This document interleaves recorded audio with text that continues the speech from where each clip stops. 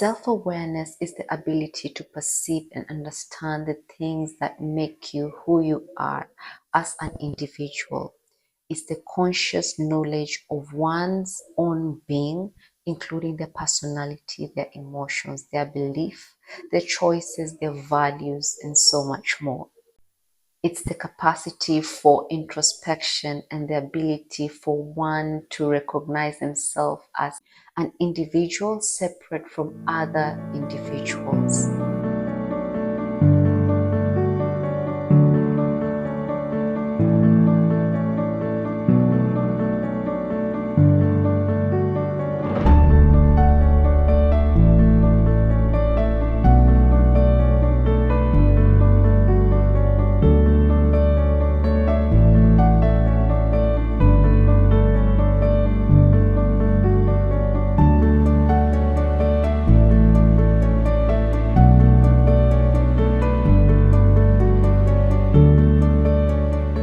Hello everybody, I am Joanne Lydia Mbeyu. For those who are new here, this is a safe place where we aim to learn, unlearn and relearn as we aim to become better versions of ourselves according to God's will and purposes.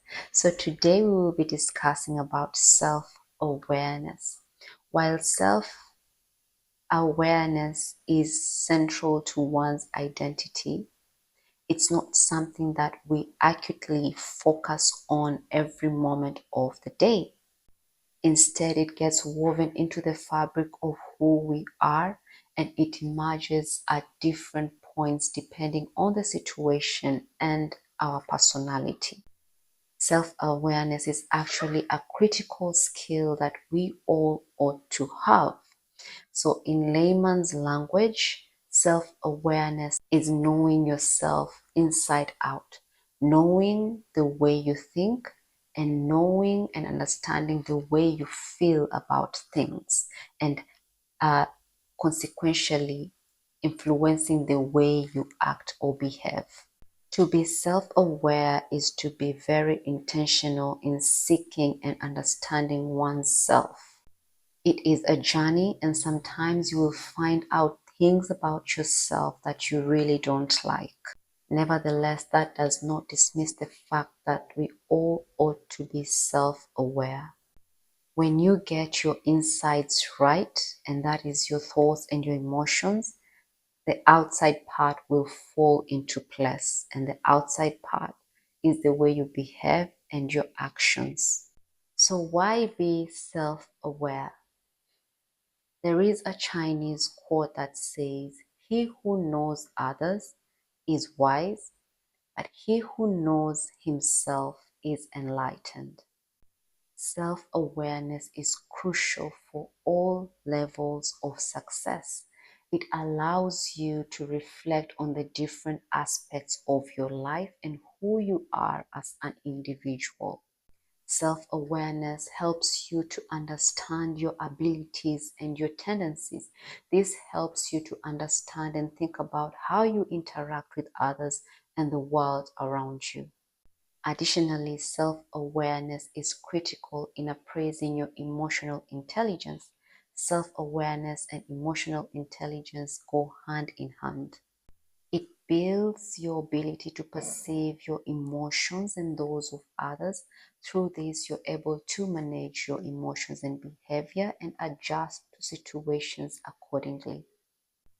You can accurately evaluate what the situation requires and adjust your emotions and behavior accordingly.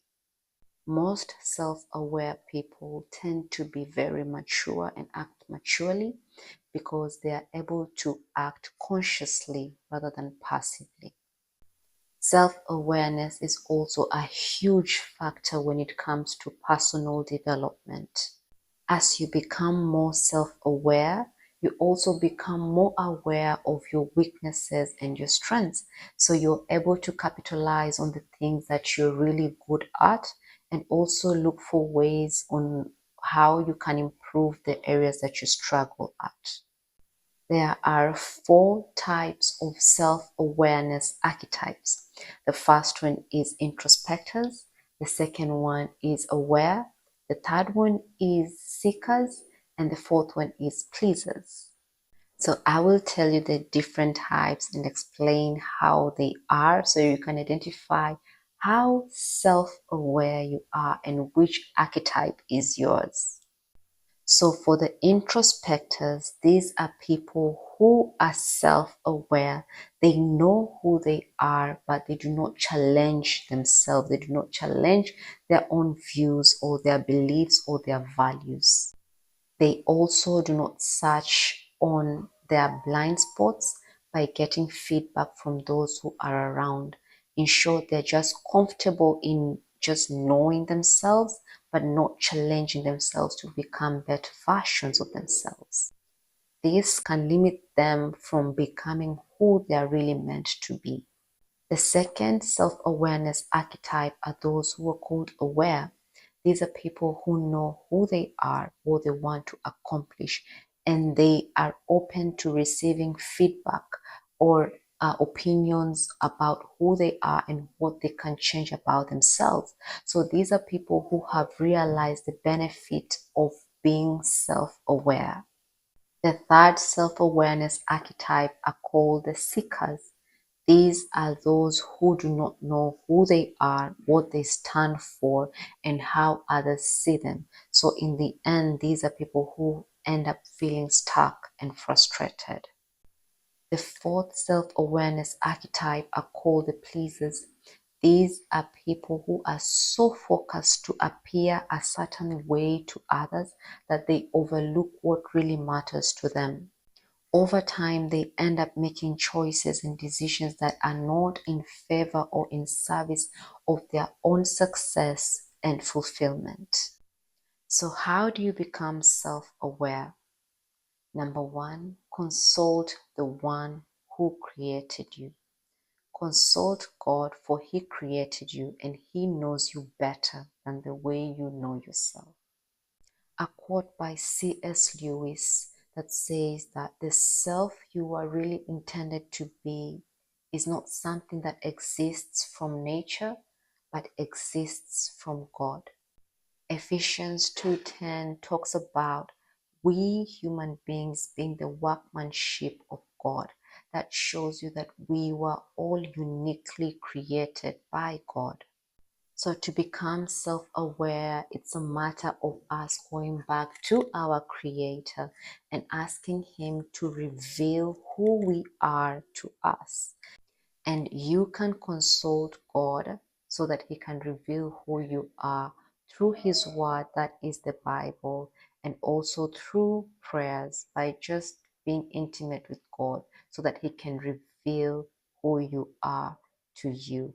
And also trust whatever He reveals about you to yourself. The second way to become self-aware is to create a habit of daily self-reflection. One of the main reasons why most of us are not self-aware is that we are too busy. We do not have the time to sit down with ourselves and do some soul searching. It is essential to set time every day, about 15 to 30 minutes, where you can just sit down with yourself and do some self-reflection. Get a journal and record your thoughts, your feelings, and your emotions. Choose a time that works best for you.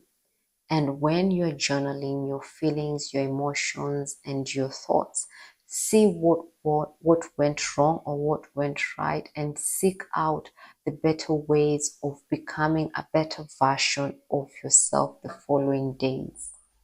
You may also notice some patterns in your behaviors or character. Choose to work on those patterns. See what it is that you can change and what it is that you like about the patterns that you can improve so that you can become a better version of yourself. There is no shortcut to this. You have to be intentional and very consistent. The results will be worth every effort you put into it. Be kind to yourself, but do not excuse yourself. Also, do not just write, but also make time to go through what you have written in the previous days, the previous weeks, the previous months, so that you can also see where you're improving or what you need to learn or change about yourself. The third way of becoming self-aware is to ask yourself questions and challenging yourself. Ask yourself questions and answer very honestly. For instance, you can ask yourself, what motivates you? Or what are your beliefs concerning relationships, concerning money, concerning friendships? What are your beliefs? What are your values? Through these answers, you can get to know who you are. Also, you can challenge yourself by getting out of your comfort zone by doing some of the things differently or doing some things that you've never done. The fourth way to become self-aware is by taking an assessment test. There are numerous assessment tests on the internet which can enable you to know more about yourself. And some of them are like the SWOT analysis. We have the DISC profiling, and we also have the Myers-Briggs assessments, which can enable you to become more aware about yourself. By taking these assessments, you will answer a series of questions that will give you a detailed report of your personality and your behaviors. They will help you understand yourself better and how or why you relate with others the way you do. And the fifth way of becoming self-aware is seeking an honest feedback about who you are. I know getting feedback about ourselves can be a bit difficult, especially if it's the developmental feedback. But get feedback from those who you trust and keep an open mind to it. Plus, not everything they say might be true. That's why you need to get this feedback and sit down with yourself and do some reflection on the feedback that you have received. To get feedback, you can also use a tool called the Johari window, which is a tool that has been created to help people better understand themselves and how they relate with others. So let's discuss the Johari window tool a bit. It has 4 quadrants, and the first quadrant is the open arena. The second quadrant is the blind spot arena, and the third quadrant is the hidden arena, and the fourth quadrant is the unknown arena.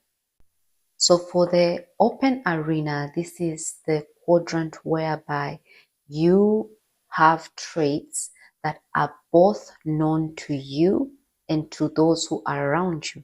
For example, you can say that you are kind and everybody knows that you are kind, or maybe you are adventurous and everybody knows that trait about you. The blind spot arena, this is an arena whereby you have traits that you do not know that you have, but those around you know that you have. Blind spots do not necessarily mean that they are negative traits, but most of the times they are. The hidden arena, this is an arena whereby you have traits that only you know about them, but no one else knows that you have these kind of traits. They can be good, they can be bad. And the unknown arena is an arena whereby you have traits or areas about you that you don't know, those around you don't know, but they can be excavated out of you, maybe through professionals, either a coach, a therapist, a mentor, etc. So we have come to the end of our discussion, and I would like to let you know that becoming self-aware is not a one-day thing. Rather, it's an ongoing journey that takes years of reflection, of introspection, and of difficult conversations with yourself and others. Nevertheless, when you are conducting a self-awareness assessment on yourself, you need to be very honest and very objective with yourself and even the feedback you receive about yourself. The results might be a bit uncomfortable, so it needs you to be very open-minded and very transparent and sometimes even vulnerable. But as you do so, you become more self-aware. And please note that no personality is way better than the other. We are all unique in our different personalities. However, we all have areas that we all need to improve on to become better versions of ourselves. And that's it from me today. Take care till next time. Bye bye.